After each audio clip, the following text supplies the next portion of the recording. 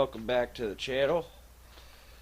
Just gonna shoot some updates of the 56 convertible here. We'll get to the 55 in a minute.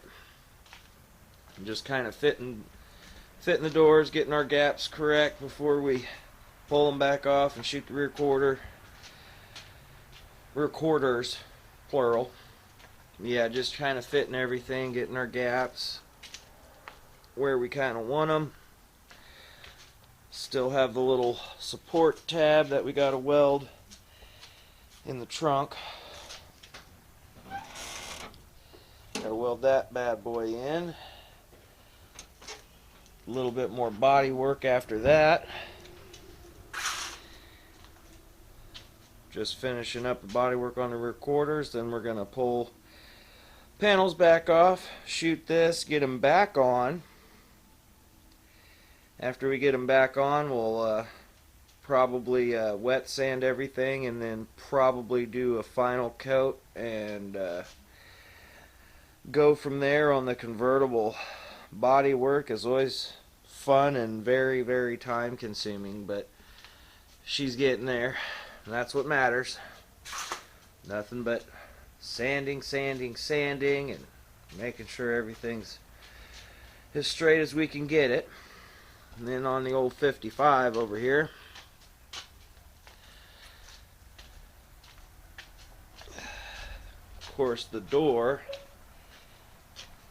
ended up having a bit of a little crease in it that we're going to have to straighten out.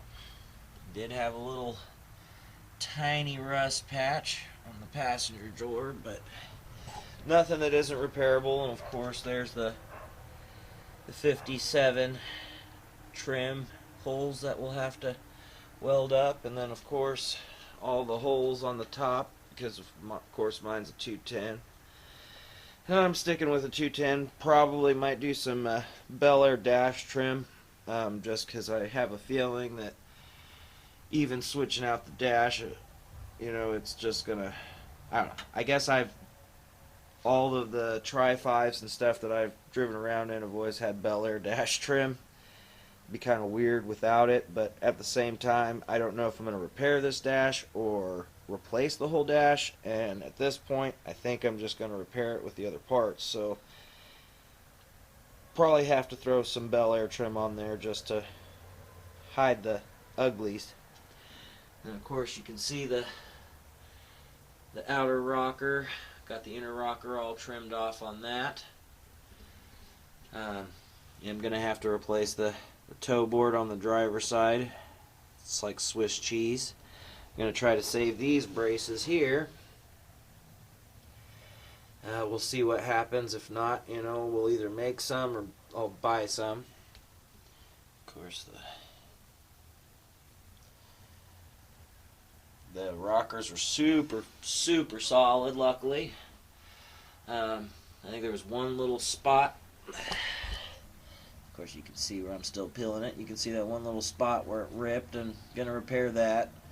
Of course, that's on the rear quarter and not actually, well, the rear rocker, and not the actual rocker piece that you would have replaced anyway, which everyone was telling me you'll probably have to do that. I'm glad I didn't, because they're really solid. So, and really all of the braces were super solid that I had to cut out, but full floor pan versus trying to do the sheet metal would have been just trying to do that full sheet metal like we did on the convertible would have been a nightmare, I think. So we got the 55 Flintstone.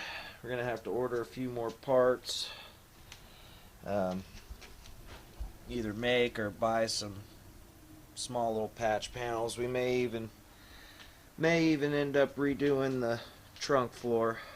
We do have one.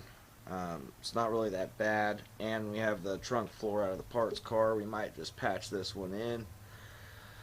Of course, it's kind of funny how things change. I planned on putting this around the yard around this time, but of course with that full floor pan, you know, you might as well do it while you got it.